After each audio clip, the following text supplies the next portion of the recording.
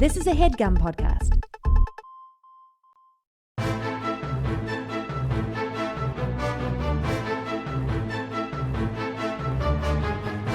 Hello and welcome to the Complete Guide to Everything, a podcast about everything. I'm one of your hosts, Tom.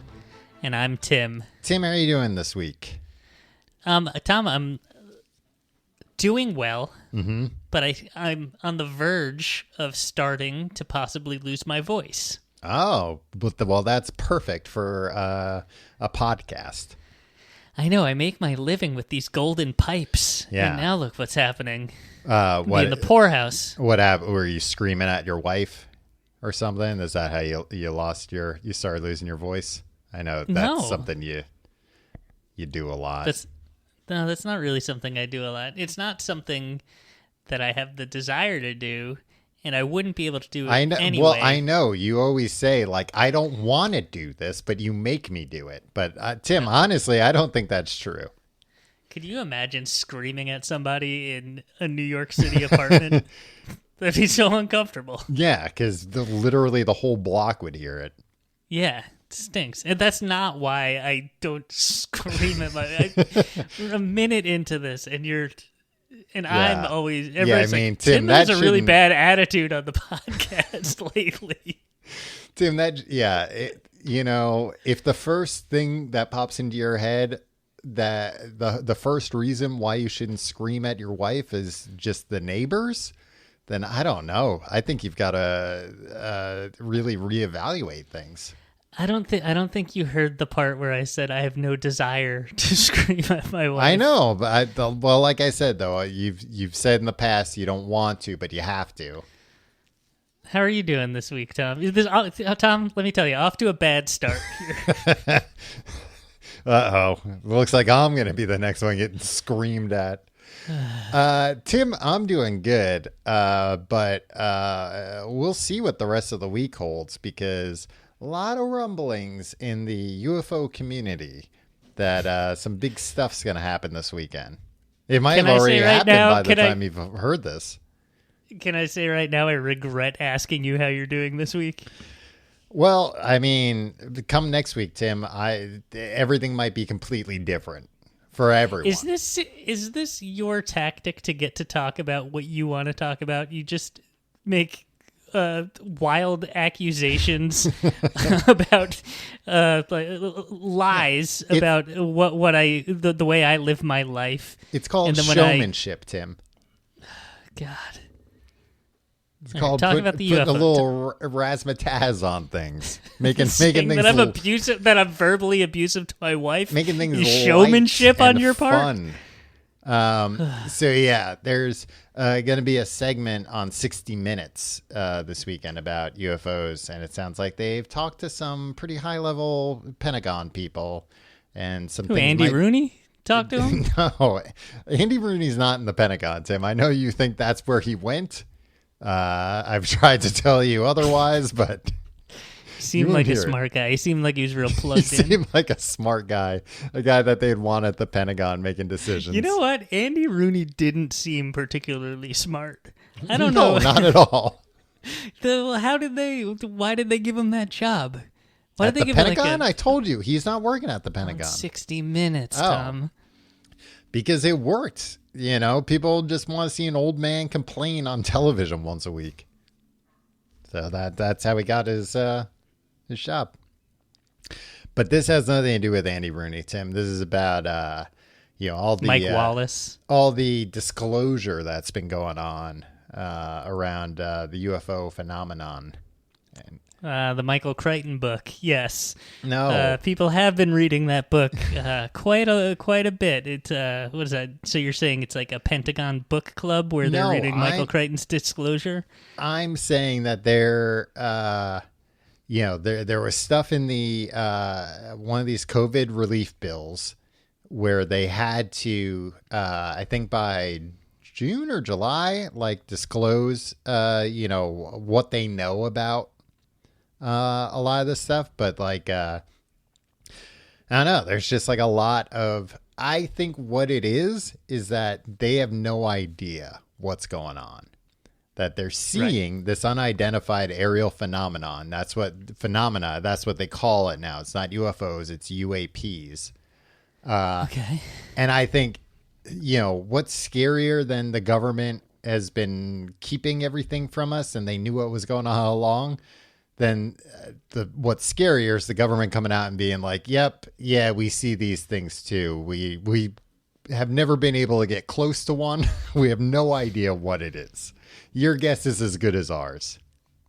Yeah. I mean, I guess it's not that surprising that the government, I feel like it's been revealed, like, they're not as competent, in charge as we thought they were of things. Well, and that's what, like, whenever there are these UFO conspiracies of like, no, actually, we're part of an intergalactic federation, and there's thousands of people, Americans in space right now working on our ships, and they keep it all a secret, and we have an agreement with the aliens and stuff. It's like, what about the U.S. government has ever led you to believe that they would be capable of this, especially of keeping it a secret?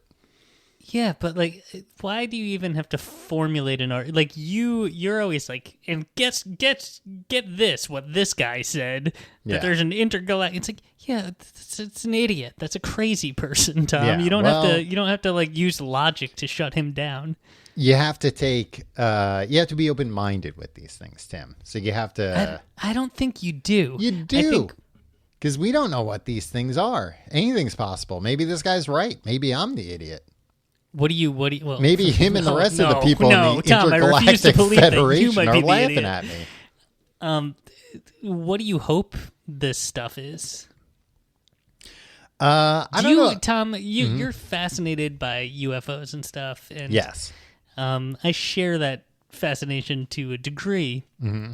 But what do you, like, obviously you have a preferred, like, end game. Do you want it to be nothing, or do you want there to be cool aliens? I assume you don't want like angry aliens coming there to destroy us, but like, I don't know, isn't it scary if we're being visited by a higher life form than us though? It's scary, but then there's also like a reassuring. I mean, I guess you encounter higher life forms than yourself, pretty much everyone that you encounter, right? Higher intelligence, more charming. More charming.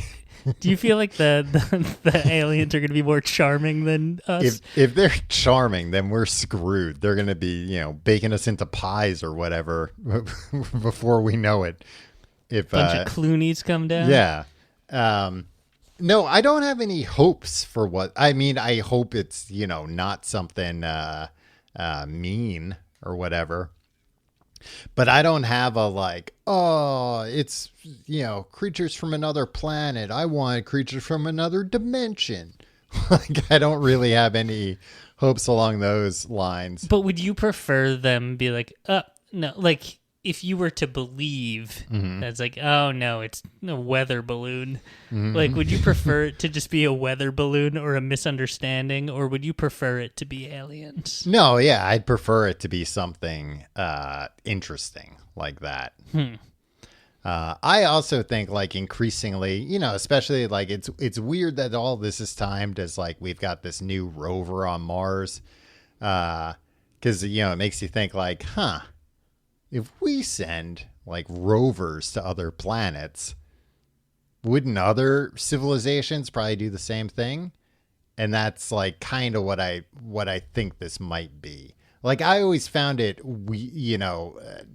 not super credible stories of like crash landings and like a bunch of bodies in found and stuff. Because it's like, would they send people? Like, we don't do that. We're not like, well, let's finally go see what's on Mars for the first time. Load up the spacecraft. Hopefully there's air we can breathe. I don't know. We've never checked. Right. But it makes sense that, like, they could send some, 10 foot by 10 foot, like, chrome orb that can defy the laws of physics as we understand them. and just shoot that across the galaxy. Maybe it takes, a few decades to get here or whatever. Another interesting idea that people have discussed is because like now the thought is that whatever this is, it's on Earth and that it's been here for a really long time, like living alongside of us, either in a different dimension or under the sea or something. But people have been like, oh, if they've been here this like whole time, wouldn't it be cool if like when, they came out and it was disclosed and everything, it was like, yeah, aliens, we're here. We've been here for like, millions of years or whatever. Yo, you guys want to see videos of dinosaurs? We got videos of dinosaurs. And yeah, but they're not going to show us. Why wouldn't they show them to us? Because they're not going to tell them. They're not going to be They'll friendly. put it up on pay-per-view. Sorry to burst your bubble. Put it up on pay-per-view. Make a little scratch for these aliens. True. Yeah. Well, there you go. That's what this is. It's a money-making endeavor. Yeah. No, but if they had like, we set up a UFO this one time just like over ancient Rome. And like here's just, some footage you can just people watch in ancient Rome. And, we're selling these. But what if they were like, we're selling them on DVD? It's like, well, kind of everything's streaming now, guys. I don't really have a DVD player hooked up. Would you buy a DVD if you could buy a? Would you buy a DVD player if you could purchase a DVD of dinosaurs?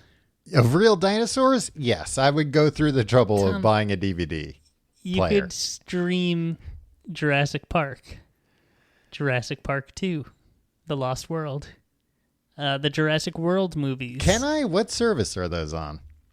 No, you can rent them. No, I'm not going to rent them. Come on. You're going to buy a DVD and a DVD player? That's good. How much? Yeah, but then I can watch it as many times as I want. I bet there's special edition, like... Oh, they're going to put out the regular ones, and then after, they're going to be like, oh, well, we do have these ones with bonus features. Yeah, and then you're going to buy the same thing twice. This one has a commentary track of Schlendorf and Yaklat.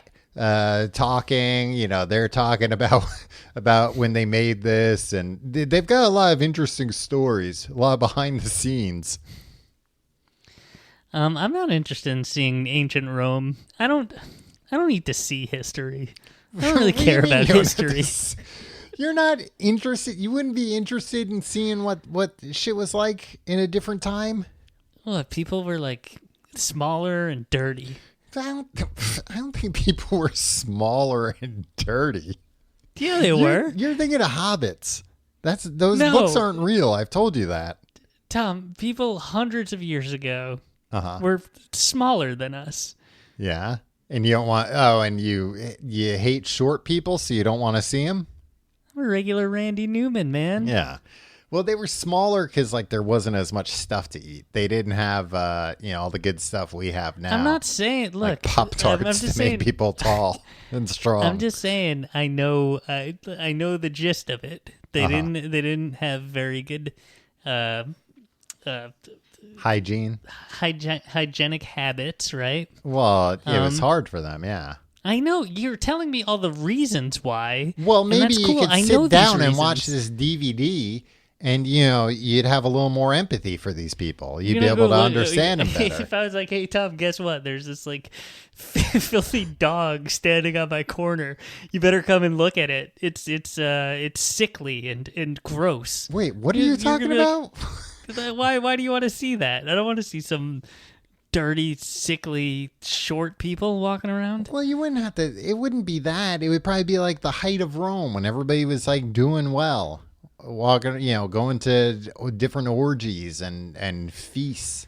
Oh, I see what you're. I know what DVDs you're looking for now. What? Oh, you've tipped your hand. No, that's not what I would. I don't think they did that in open air where you could, get a good view of it from a UFO.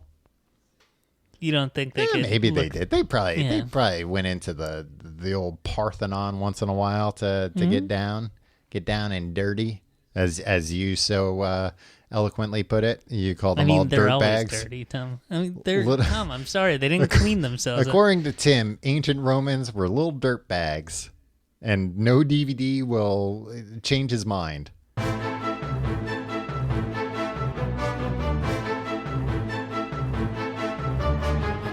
All right, Tom. It's time to freaking rock. Whoa. Yeah, Tom. Please don't use the F rock? word on this show, Tim. We're a couple of rockers. Well, I'm a rocker. Would you consider yourself a rocker? You just never give me any kind of credit. You won't even say like, yeah, you're a rocker. You like rock and roll music. You're like, oh, I don't know. Maybe you like Chopin. Tom, first of all, I know you don't like Chopin. Second of all, just because you like rock, that doesn't make you a rocker. That's the most offensive thing I've ever heard you say. What makes somebody a rocker in your book then? You gotta rock. All right.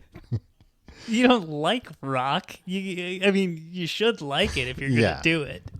Oh, you should like it, but it's not a prerequisite. You can be a rocker, but not like rock.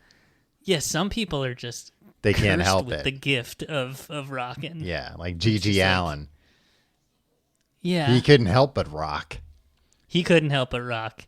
I don't know if he didn't. Who didn't like to rock? Musicians that didn't like to rock? Yeah, I feel like Van Morrison didn't like to rock. But did Van Morrison rock? I don't know. I mean, I know you're a big fan of his most recent work. No, he's one of those people that I like, no matter how many times I hear like, oh, he's on tour, I'm never not shocked that he's like alive still. Yeah. Old curmudgeonly piece of garbage. Yeah. I don't like people who are just like, when they're like, this guy's a genius, but he's a real piece of shit. Yeah. So it's just like, all right, sure. Like, I like the Velvet Underground, but people like are like, Lou Reed, man, he was just rude and shitty to everybody all the time. That's fucking cool. It's like, that guy sucks. Screw that guy. Yeah. Lou Reed sucks. And take it from me, a real rocker. I can tell you. You would know better than anybody. Yeah, I'm the original rocker. So anyway, we're talking about the Rock and Roll Hall of Fame, Tom, which is the coolest, most rockinest thing on earth. Tom, I noticed you're distracted. Do you have AirPod issues? Yeah, I was having AirPod issues for a second, but I was listening to every word. You said you hate Lou Reed.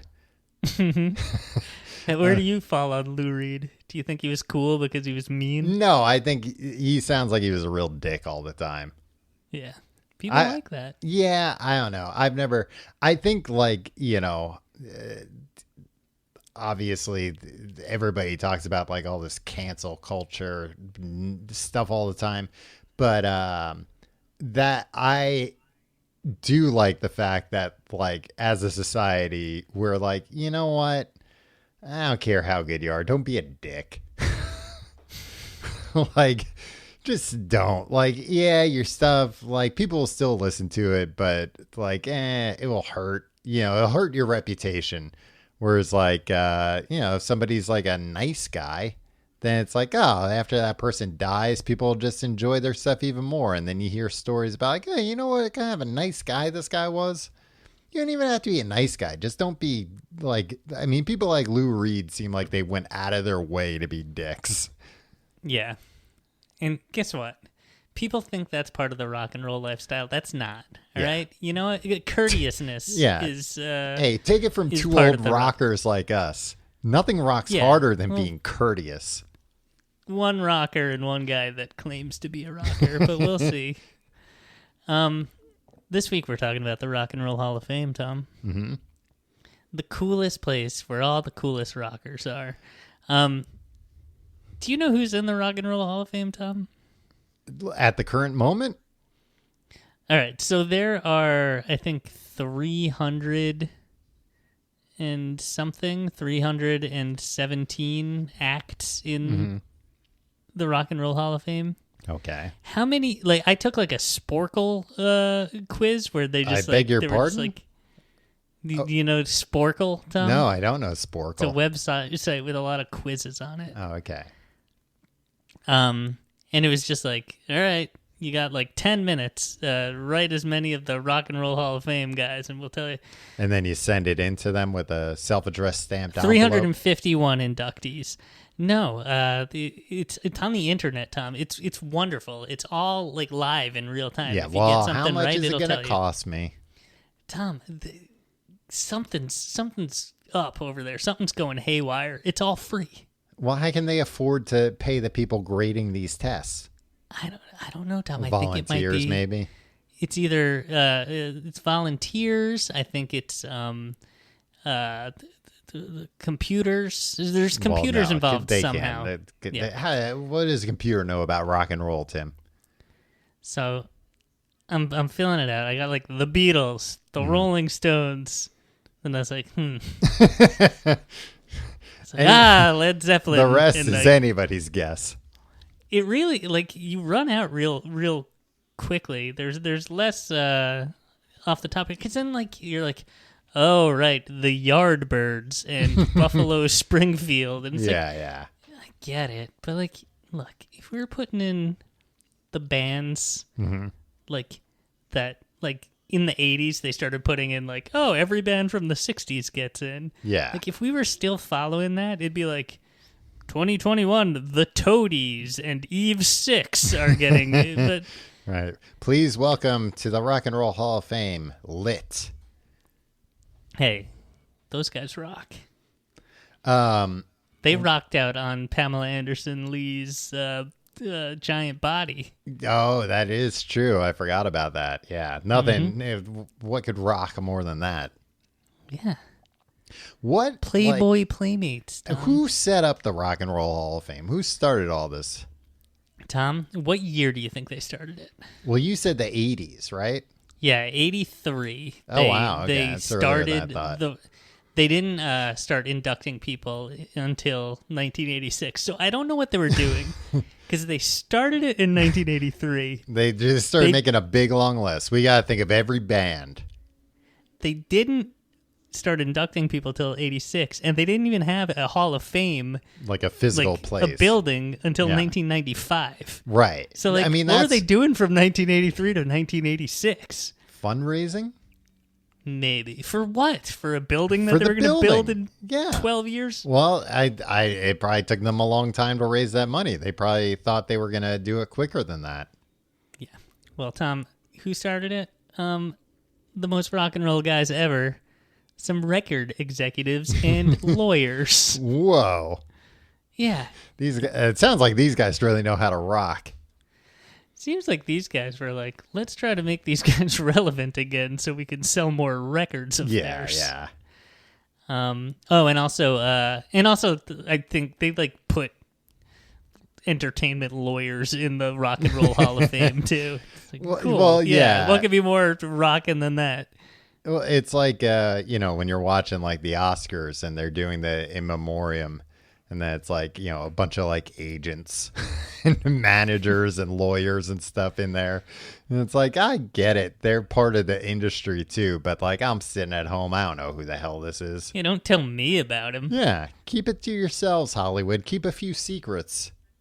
Yeah. Let everybody think nobody can die in Hollywood. How about that? What if 1 year they were like, guess what? No in memoriam this year. We figured it out. Everybody's just alive. Everyone who works in the movies. They always have, like in the Oscars, they always have like those Scientology ads. That would be a good ad for them to buy. They were like, what if they buy an ad right after the in memoriam section. They're like, what if next year there was no in memoriam? But this would require Scientology pivoting to claiming that they've cured death. They have claimed that. That, like, then, you get reborn in a different body or whatever. Oh. But then you're still going to, like, Tom Cruise is going to be on the in memoriam next year after his head explodes in space, right? Yeah, after he's inevitably killed in one of these Mission Impossible movies he's currently making. Do you think Scientology is like a little pissed at Tom Cruise for attempting to kill himself on camera? Do you think they're like, dude, we kind of need you alive. You're integral to the whole thing here. Because they point to the fact that he hasn't died as like, look at what Scientology can do. Yeah, but he's gonna die one of these times, Tom. Yeah, but I think they believe, their own line of bullshit. We're gonna have footage of him like getting sucked into a jet engine. Yeah, or getting chopped up by helicopter blades or something. Yeah. Yeah, I don't think that they think it's possible. I think the true believers are like, nope. Tom Cruise is always going to live because he's so good at Scientology and he can keep risking his life. And that's a great ad for Scientology. It just occurred to me that like when he had that like secretly recorded meltdown about people like COVID protocol. Yeah, COVID, like people standing too close or not wearing masks. That alongside, his like, you're going to get this movie shut down. And if I'm not making a movie, I go home and just stand in a corner and I don't know what to do with myself.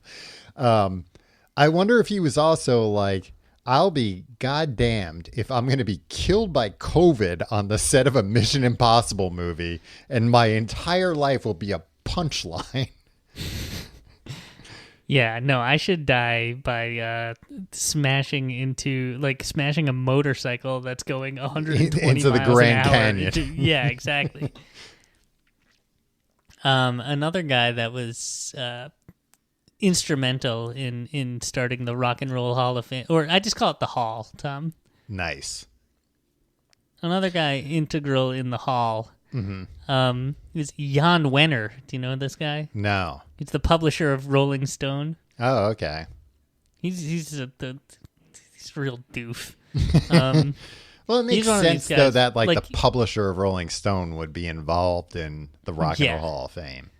Yeah, I mean, since that, like he famously like fired a Rolling Stone critic. I forget who, one of those Chicago guys, for giving Hootie and the Blowfish album a bad review. He's like, you'll never write for Rolling Stone again. This is the most important album of a generation, you fool. Yeah.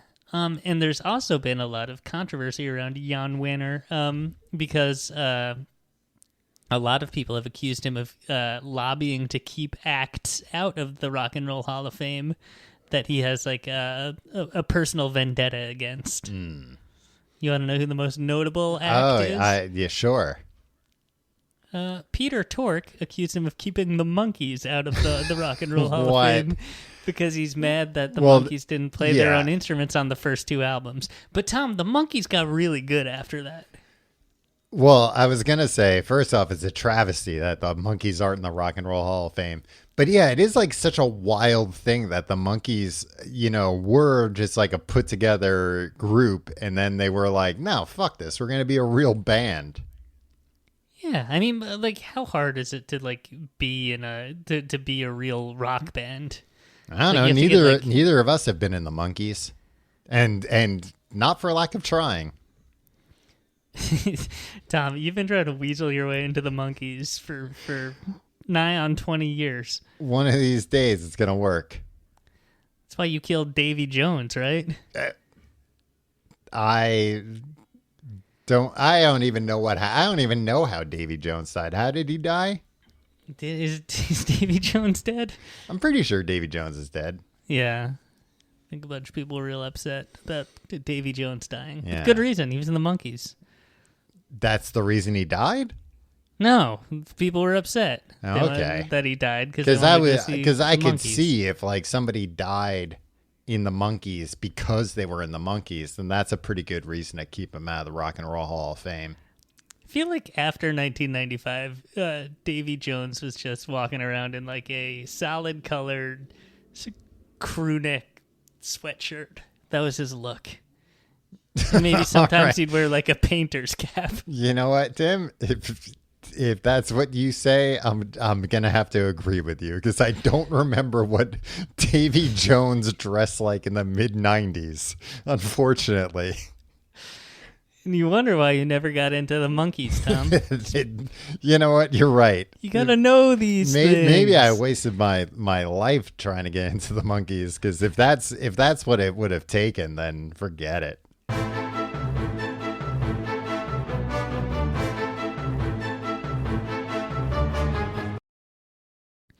Tom, when you think of rock and roll, what city do you think of?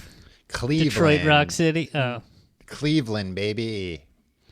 The rockinest state in the world. Cleveland's not a state. No, Ohio. Yes. Yeah.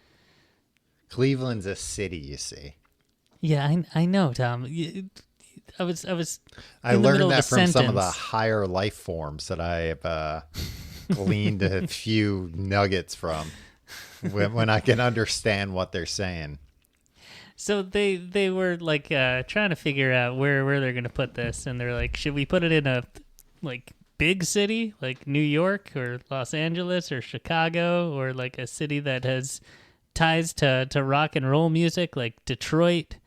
And they're like, well, Cleveland said they'd give us $65 million worth of taxpayer funds to build our building. Yeah, I was going to say, I'm sure it was just whoever they would have built it in Antarctica if they got the tax breaks. Yeah. And Tom, I'm a rocker myself. So I like a hall serving as a shrine to rock. $65 million, Tom. That's ridiculous. It's a lot of money for a building in Cleveland. Yeah. I can't imagine very many buildings in Cleveland cost $65 million to build. It was designed by I.M. Pei. Who's that? He's an architect. Oh, that makes sense. I guess that's probably where the money went. They hired an architect to do it. Yeah. No, this guy was, from what I understand, a real deal. You can save a lot of money doing it yourself, but I'm sure all these lawyers and record executives were like, look, I'm too busy with my day job. We're going to have to hire an architect to like, I could build it. But I'm too busy. I do have some blueprints done, but we should probably bring somebody else in to finish them up. So that opened in 1995. And then they opened an annex. Do you remember this? In 2008 in New York City, in Soho. Do you remember this? I do remember this vaguely, yeah. It lasted a year because nobody wanted to go to it because it seemed like it sucked. But Jan Wenner said he was sad that they didn't do it in New York City in the first place, and that set off a shitstorm of controversy. Well, yeah, well, why would you even say that? Because he's controversial, Tom. Yeah, well, he's cool. It certainly sounds like it. I bet. He was wearing a leather jacket when he said it. Well, then... Well, it's like, oh, I wish we had built it in New York City. Well, then you should have, asshole. Like, yeah, you were in charge. Yeah, say... You couldn't afford it, so you built it in Cleveland. But you could have gotten, I don't know, try and get more money. Yeah, sorry you wound up in Ohio. Yeah, but don't be all sour grapes about it now. Yeah. And don't put a dumb annex in New York City and be like, here, it's the same thing. Yeah, it just had like stupid stuff in it too. It's on display in the Cleveland Hall of Fame and Museum. Well, you know what? I actually don't have like a great idea of exactly what's on display. It's like I know it's like instruments and like clothes people wore. Well, do you know the rock and roll specifics? DJ? I don't know. Do you know the rock and roll DJ Alan Freed? No.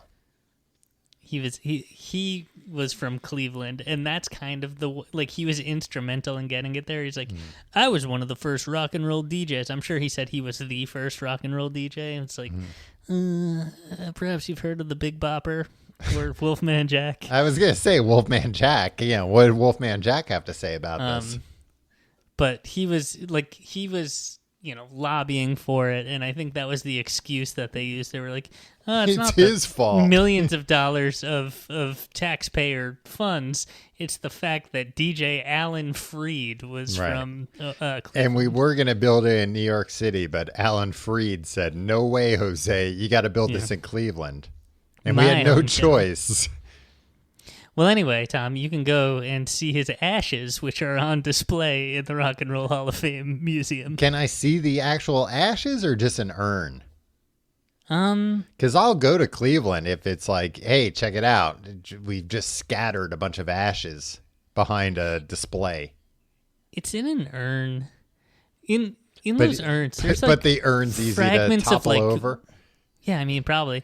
But there's like bones in there and stuff, right? Yeah, when you cremate somebody, like, you don't get everything. Think about, like, anytime you've made, like, a campfire where, like... And burned something? It burned a person in it? No, just, like, burned wood. But, like, when it's done, you're like, oh, look at that. Yeah, a little bit of the wood. Like, even though it was right in the middle of that fire, it just didn't burn completely.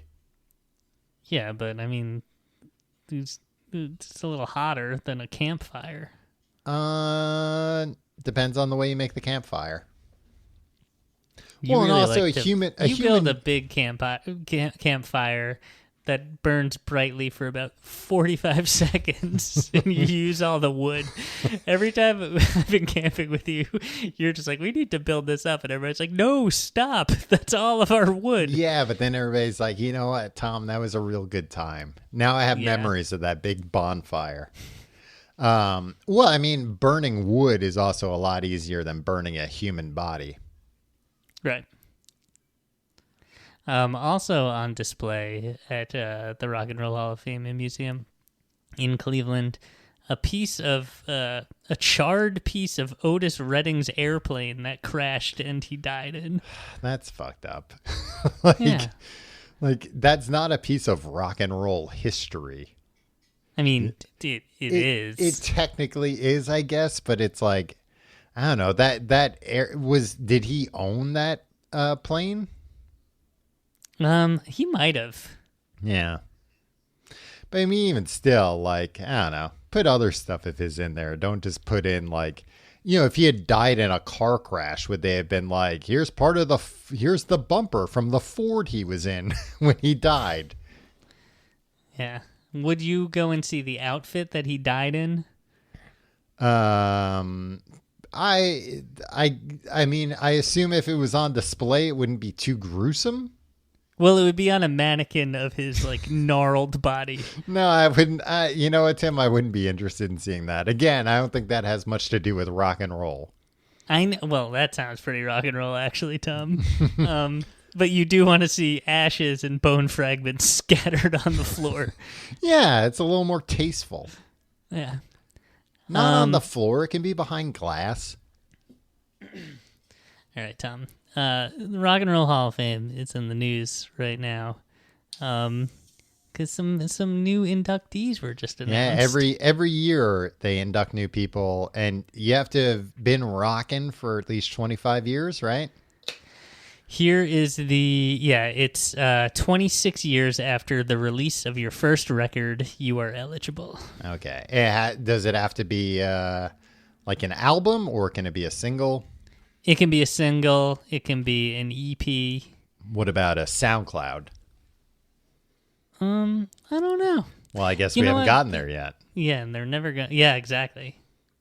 When did SoundCloud start? Not 25 years ago. Maybe.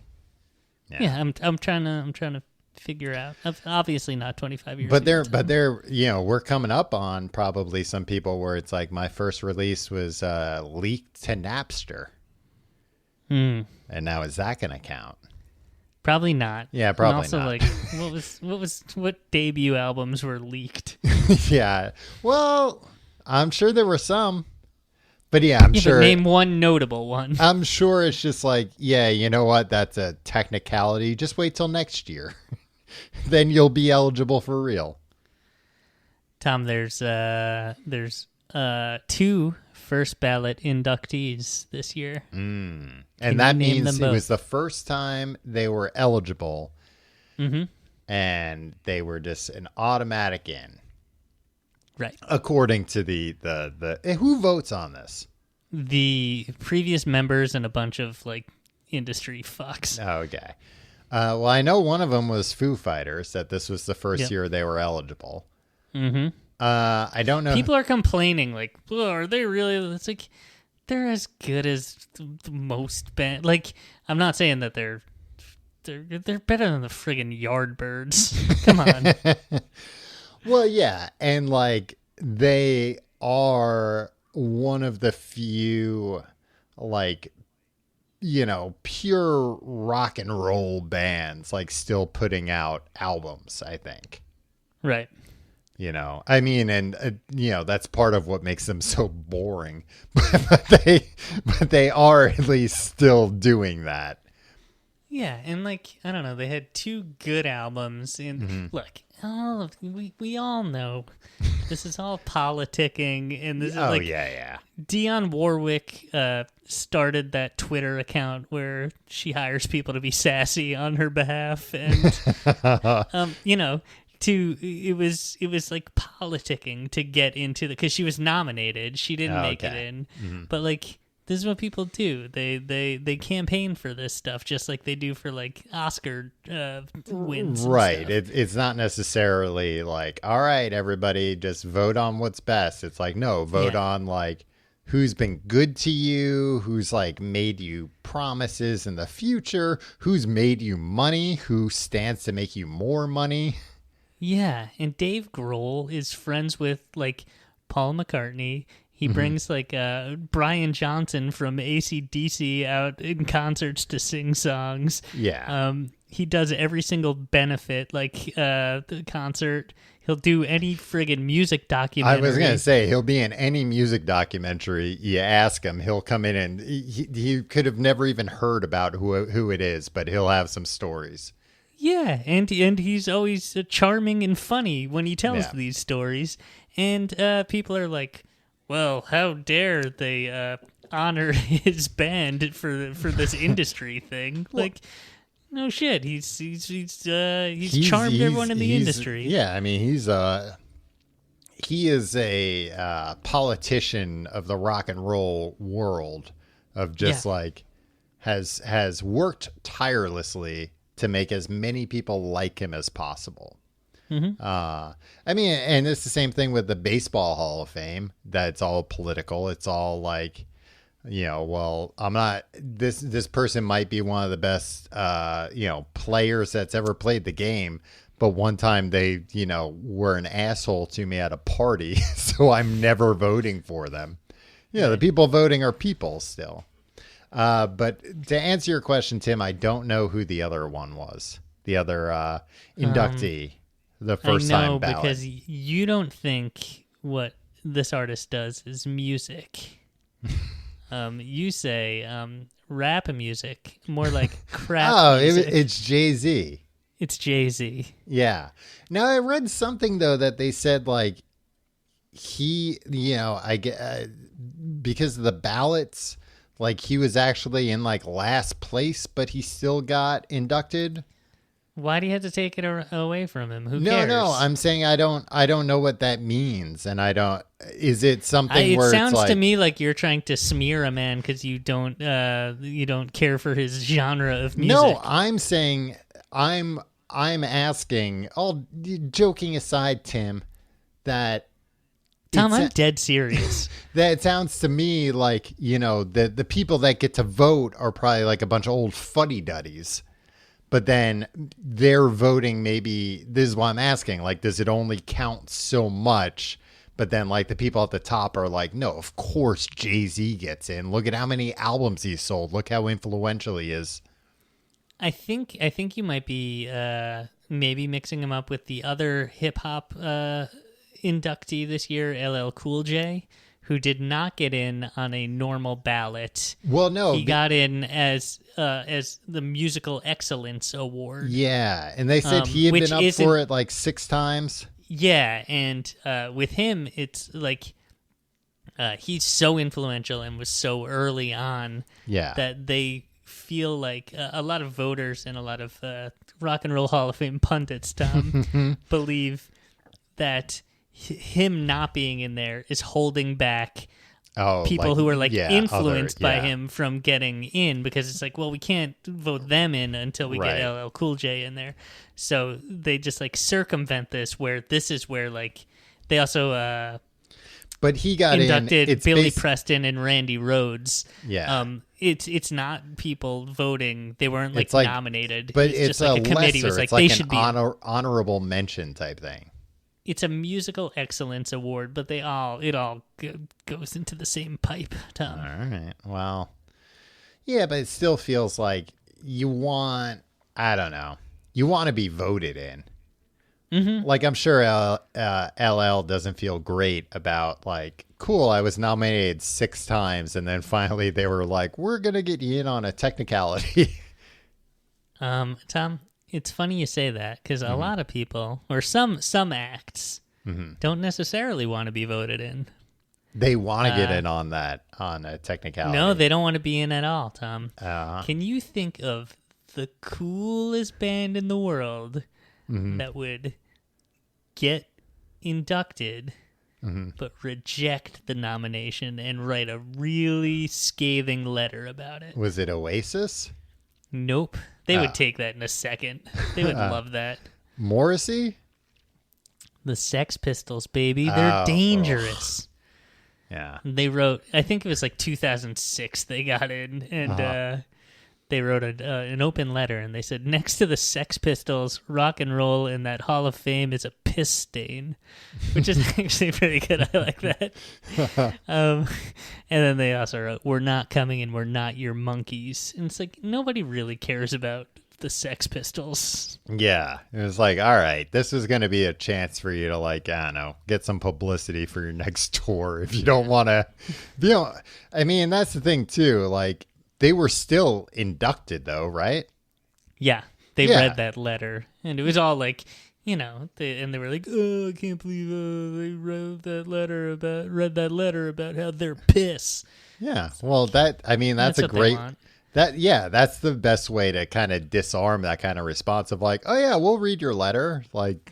But that's what everybody wanted out of it. That's what the Sex Pistols thought. They looked dangerous, even though it was 2006, and that's the lamest thing.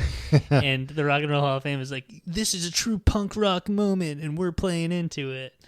Yeah. Look, it's cool. What I'm saying is it's cool, Tom. It's very, very cool. What I'm saying is, the idea of like, we're not going to be your monkeys. It's like, well, that doesn't seem like they were asking to be their monkeys. They were just going to give you a bunch of free publicity, and like Johnny Rotten's doing like commercials or whatever for nonsense. Like, I don't know. They long ago lost their punk leg to stand on. They were never cool.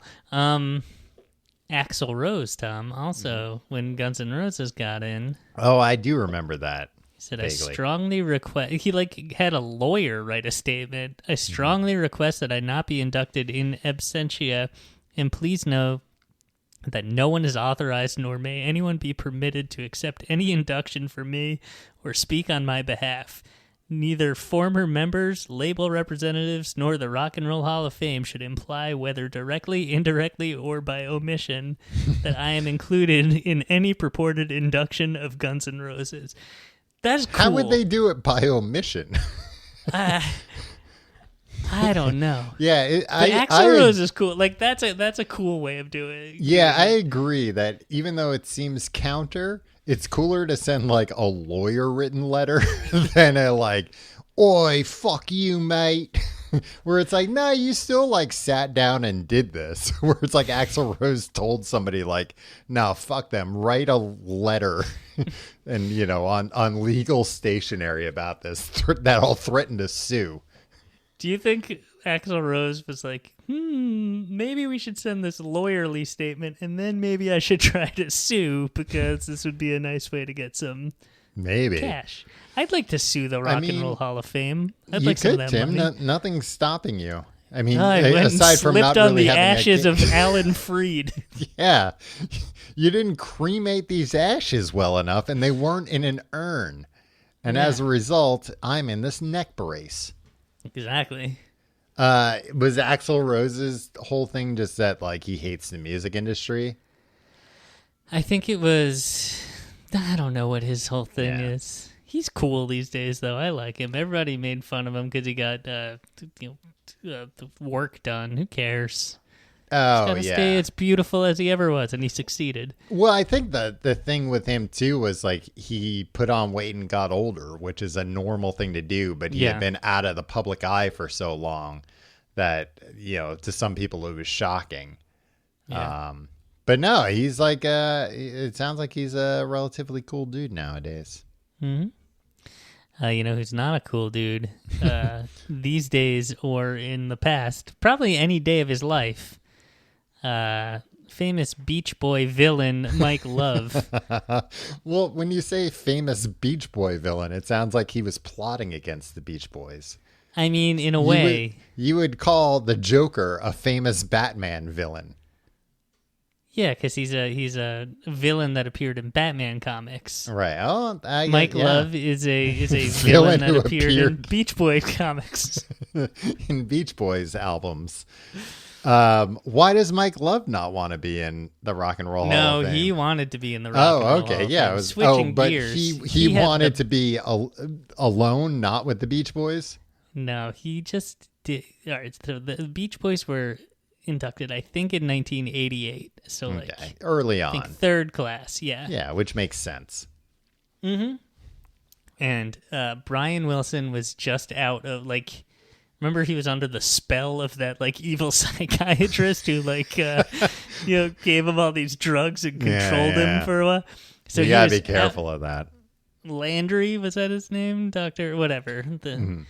And he was just out from under the spell and recovering from addiction and going through a hard time. Brian Wilson has never been, the same. And so he was reading this heartfelt speech, but very newly reintegrating into polite society. Right. And reading reading it very robotically. Exactly. But this really heartfelt, and he was the freaking Beach Boys. And then Mike Love is pacing around impatiently behind him, and every once in a while grabs the microphone to make a quip, and nobody likes it when he does that, and Brian Wilson just looks confused. And then when Brian Wilson's done, Mike Love steps up to the mic because of course everyone wants to hear from him. He have his hat on? Yeah, he had a Beach Boys hat on. Cool. And he was pissed, apparently, because Paul McCartney, the Beatles were getting in, and Paul McCartney didn't show up because he and Yoko Ono were suing each other over some shit. Yeah.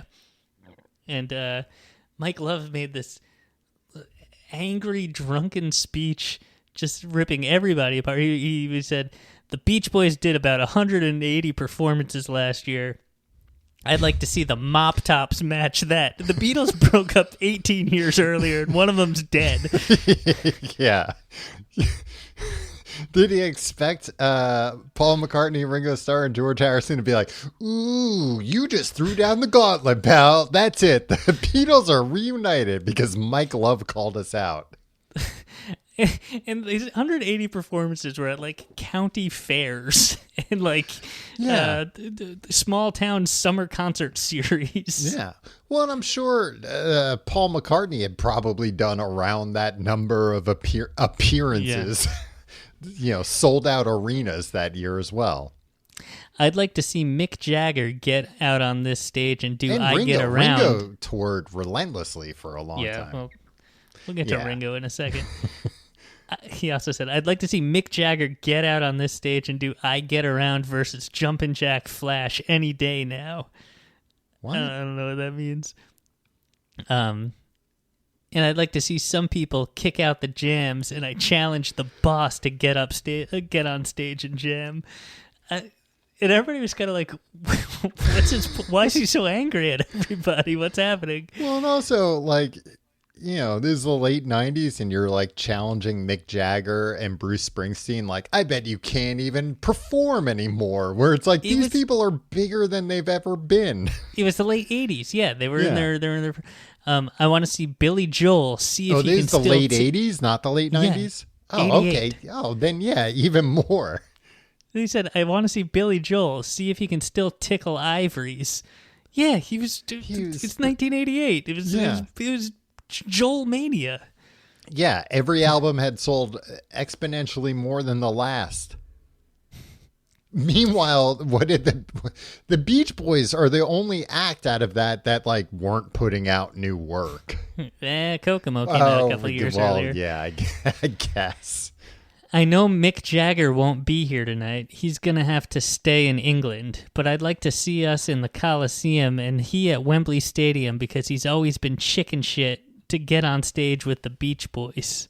Why? What? Under what circumstances has he even had the opportunity to get on? He comes and sees so many of our shows, and when I call him out from the crowd, he gets so nervous, and he says, "No, I can't do it, mate. I can't do it. I can't get up there." And Mick Jagger was at that ceremony when Mike Love was like, he eats too chicken shit, he's staying in England. Man. He was like probably in the second row. I would love to just be a fly on the wall for like a conversation between Mike Love and Mick Jagger. Imagine if it's just like these two, it's just going to be the two of them. They're going to talk for 10 minutes. You get to listen. Nobody else is there. Nobody's going to be able to save Mick Jagger, like come over and be like, oh, the president's on the phone for you or whatever. Like, nope. He's just got to sit there and listen to Mike Love and answer his accusations and questions. Mike Love and freaking Johnny Rotten, in their MAGA hats. They probably have a lot to say to each other in 2021. Yeah, they should start their own traveling Wilburys-esque supergroup. You could also get Van Morrison in there, and you can get Morrissey. Ted Nugent. Yeah. Look at this. I would stay in line overnight at Ticketmaster to get tickets to see this. You don't have to do that anymore. The supergroup. Well, I would insist on doing it. They always find the ways to induct the same people multiple times. Like all the Beatles are in twice. Yeah. Right? So and I saw Tina Turner where I was like, Tina Turner wasn't in already, but she was, but with Ike. Yeah, the man who abused her for which is. But then it's absurd that she wasn't in sooner. Yeah. Especially because, she had a ton of freaking hits after him. Yeah. It's long overdue. But so Pat Benatar's not in, and that's fucked up. Oh, really? Yeah. How long has she been eligible? Since, I don't know, 2000, wow. Yeah. Yeah. Freaking... There's one person who's in it 3 times. Who's that? Slowhand himself. It's part of the freaking Yardbirds. And it's part Cream. Cream. And then him. Solo. Tears in Heaven, baby. How do you deny that? Why? Yeah. Why 3 times? Eric Clapton. Did I say his name? You didn't say his name. I mean, I guess it makes sense. But Pat again, Benatar's not in once. Shouldn't be in there. Gives a shit about the Yardbirds. Where, like, I get it. Cream has to be in there. He has to be in there. But, like, I don't know. It's like, but you skipped over Tina Turner because it was, we already have her and Ike in there. Yeah. Ridiculous. Tom, real quick, I just want to talk about these induction ceremonies. Dave Grohl's in there twice now, too. Yeah. There's a few there's a bunch of doubles. Yeah. And all the Beatles, and like they put in Ringo as a solo artist in 2015 because it was just like, wow, we've milked everything the Beatles. How can we get a Beatle to show up at our ceremony again? And it's like maybe Paul will come if we put Ringo in. Wings isn't in there, or is Paul in there 3 times? Oh, I don't know. I don't think Wings is in. That's a good question. Yeah. Well, I'm glad I asked it. Yeah. Wow. And let's take a long, extended break while you check. It took 2 seconds. Tim, time is money on the internet. It's not, Tom. A lot of Tom, very. I was talking before, and you got up and walked around your room. A lot of influential. Tim, I've heard near the microphone. A lot of stockbrokers listen to this show, Tim, and they're waiting to execute trades, but they've got to finish the latest episode first. So the live performances at these induction ceremonies, they always kind of stink because it's all people who are You didn't find out if Wings is in there? I just said they're not. Oh, they're not. I didn't hear that. I wasn't listening. I know you were yelling at me. You're a bad person. Now Tom. the tables are turned. Deep down, we need to acknowledge that you're not a good person. Deep down, I'm a bad person. Yes. All right. You just like to tear other people down. All right. What about Will you acknowledge this? No, I'm not going to acknowledge that deep down I'm a bad person. Fuck you. If you like this show, you can find out more. What were you going to say about the performances? I'm sorry. No, I thought I was typing too much. And well, you finished you asked up if the Wings typing, was in there. So let's hear I it. answered you, and then you yelled at me for looking it up, and then said I didn't answer you. Yeah. All right. But then I admitted I wasn't listening.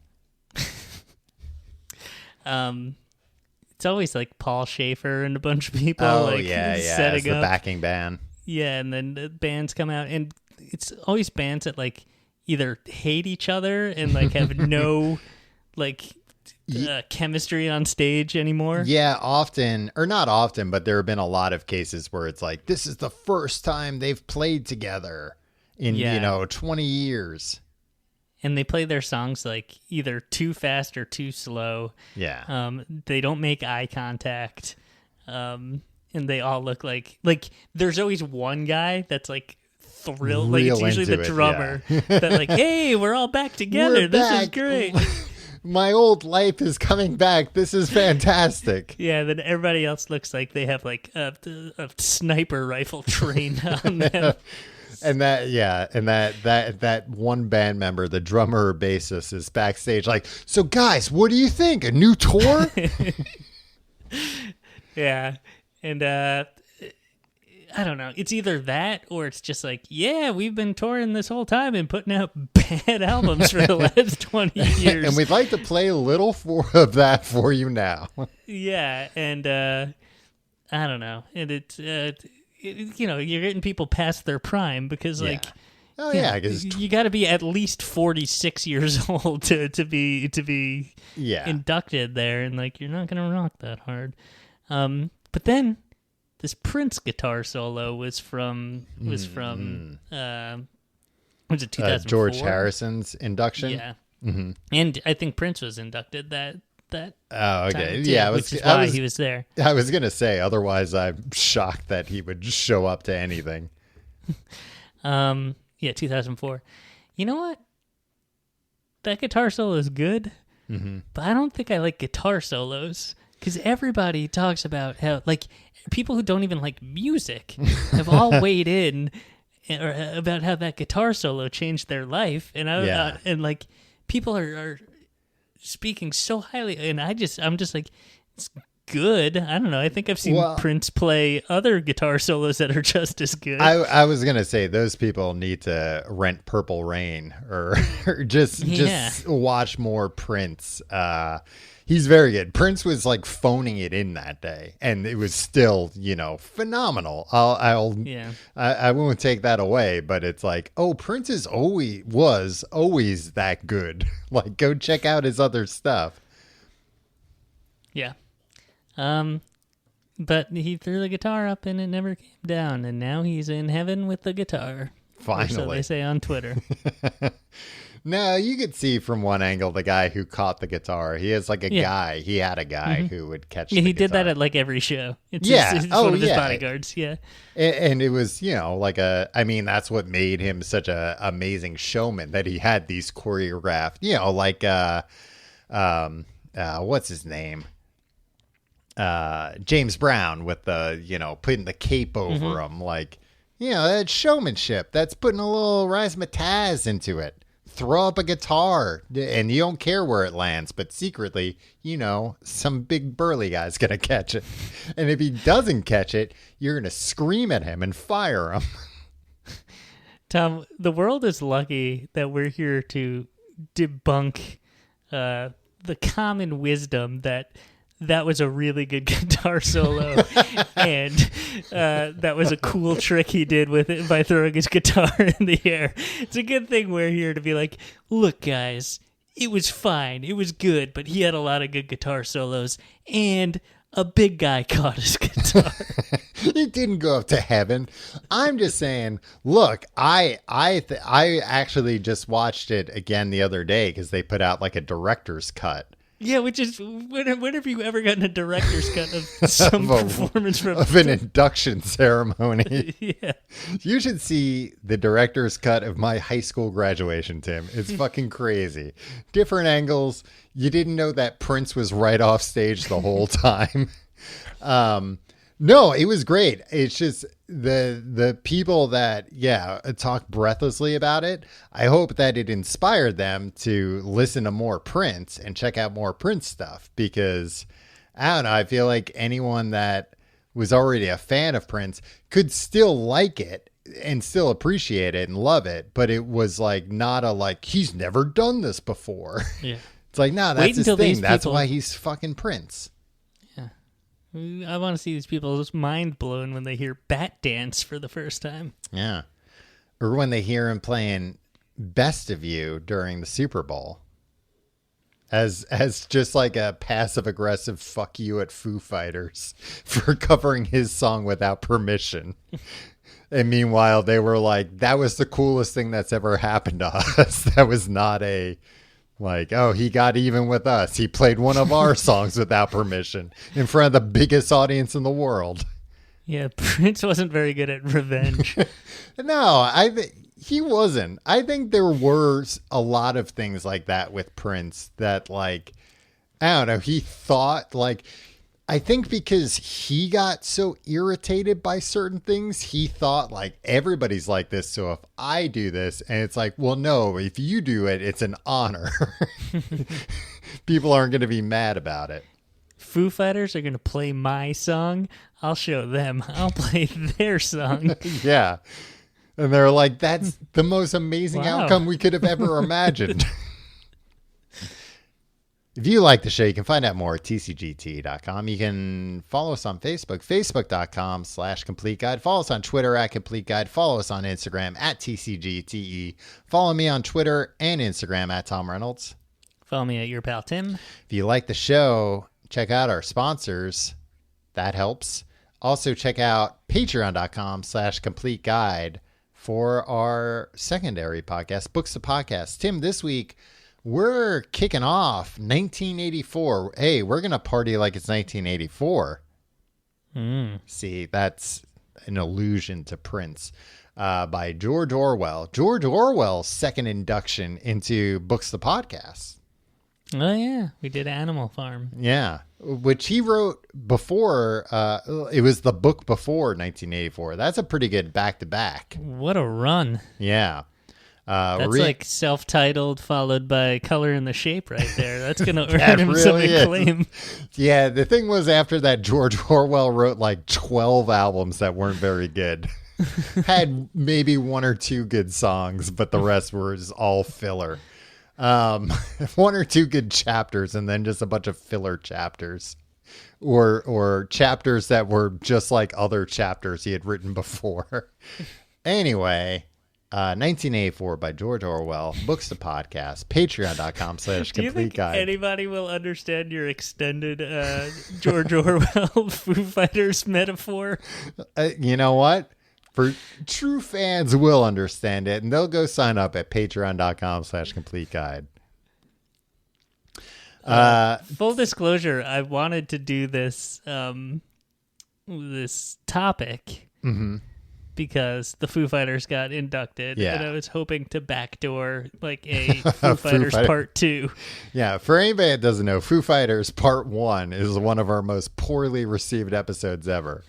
Unfairly maligned, if you ask me. Well, me and you got too into the weeds. It was not for even a casual Foo Fighters fan, let alone somebody who didn't like Foo Fighters. God forbid we put out a complete guide one week. Jesus Christ. God, we gotta keep the bosses happy. We gotta, or else we're gonna lose our name. Yeah.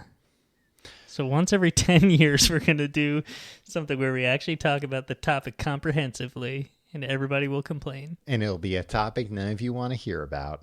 Are we going to go to Cleveland to cheer on the Foo Fighters? I would like to. October 30th. Okay. Ooh, spooky. Yeah. Well, almost spooky. Well, that's Devil's Night, Tim. Dangerous. Ooh, no, a perfect night for rocking. That's true. Satan himself might show up. This is why I don't think you're a rocker. It's because you don't worship the devil like the rest of us. We'll see you next week.